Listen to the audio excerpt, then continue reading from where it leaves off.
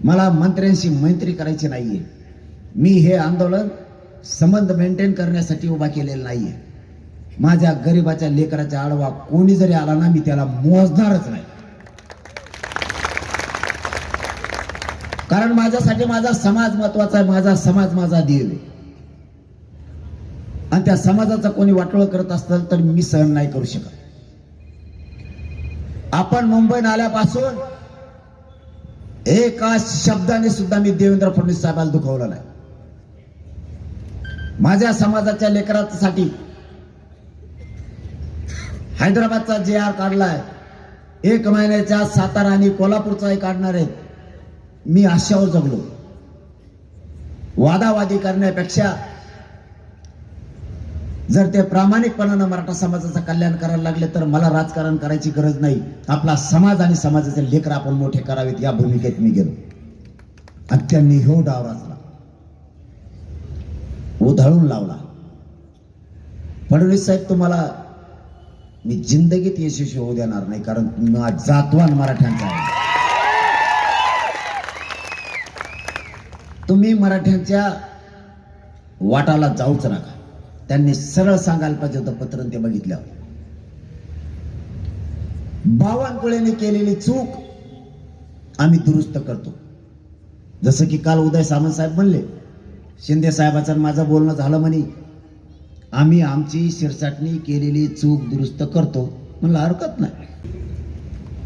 फडणवीस, शिंदे साहेब आणि अजितदादा हयात नसणाऱ्या माणसाबद्दल कधी खोटं बोलू नये. आपल्यातून ते गेले.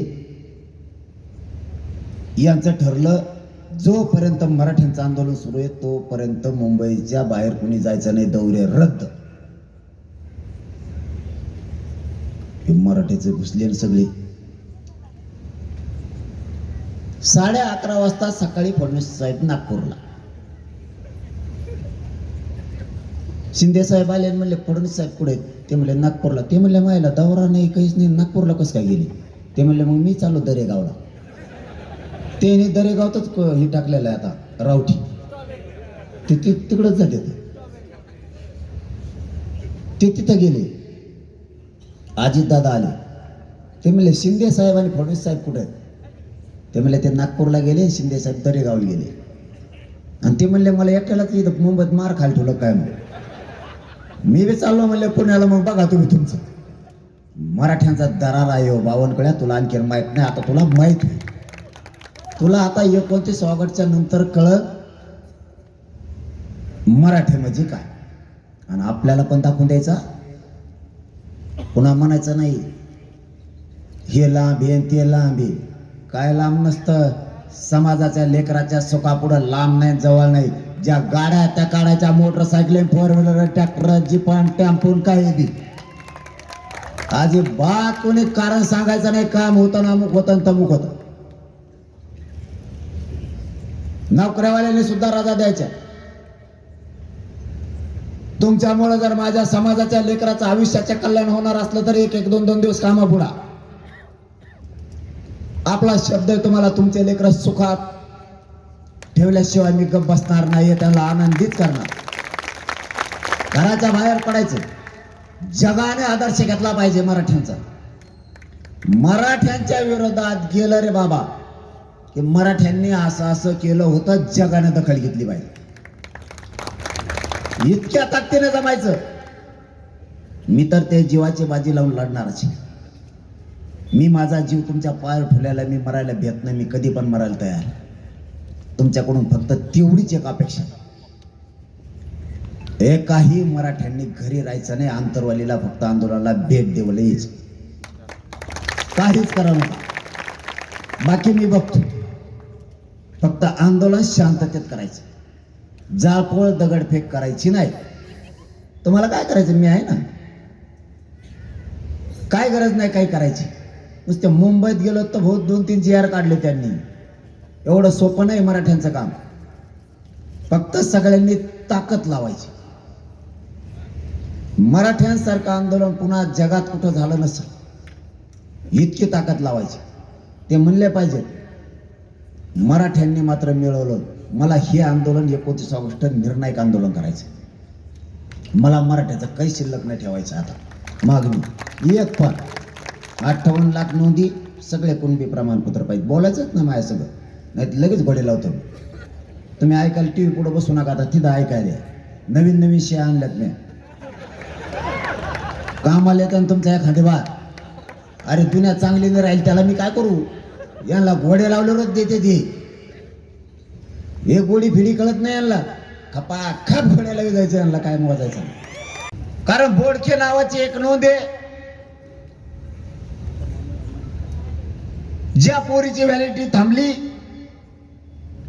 तिच्या भावाची व्हॅलिडिटी झाली. बघा बरं का कार्यक्रम बावनकुळे आप्पाचा, सगळे कुळं बघितले हो आम्ही. बावन ऐकलंच नाही, कुठून निघालं बावन आणि कुठून नाही, आणि 96च्या नादी लागलं.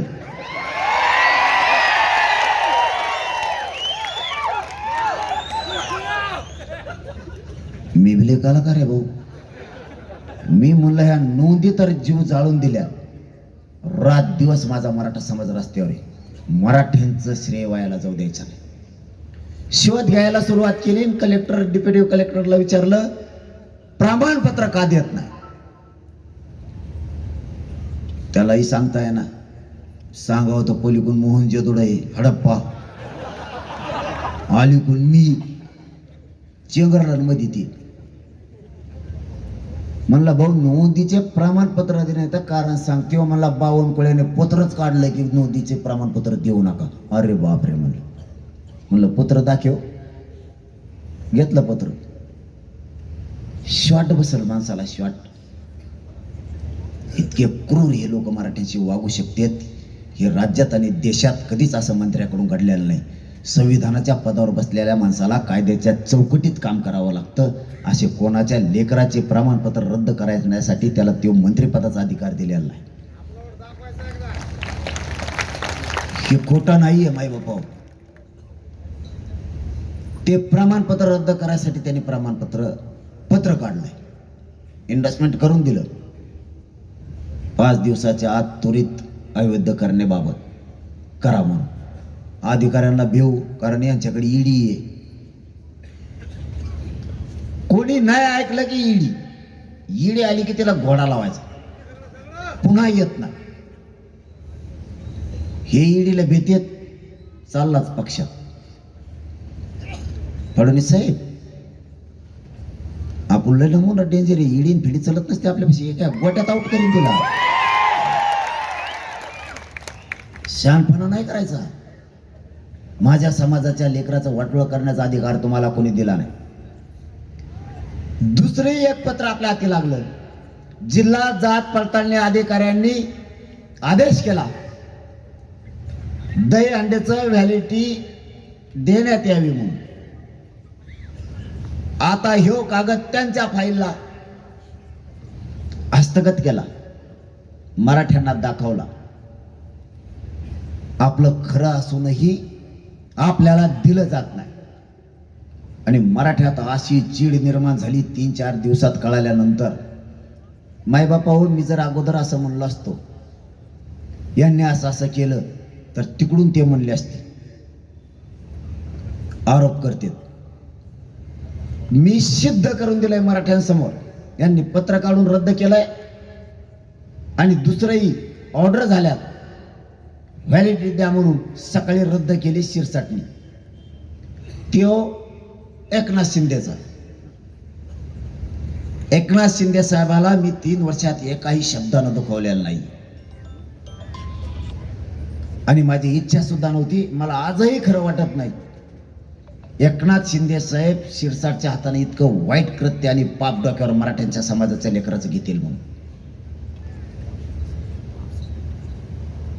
प्रमाणपत्र रद्द करायचं पाप, गोरगरिबांच्या लेकराच्या अन्नात विष घालायचं काम एकनाथ शिंदे साहेब करतील हे मराठ्यांनी स्वप्नात सुद्धा बघितलं नव्हतं. कारण त्या माणसानं समाजासाठी काम केलं. आम्ही सगळे त्यांच्या पाठीशी होतो.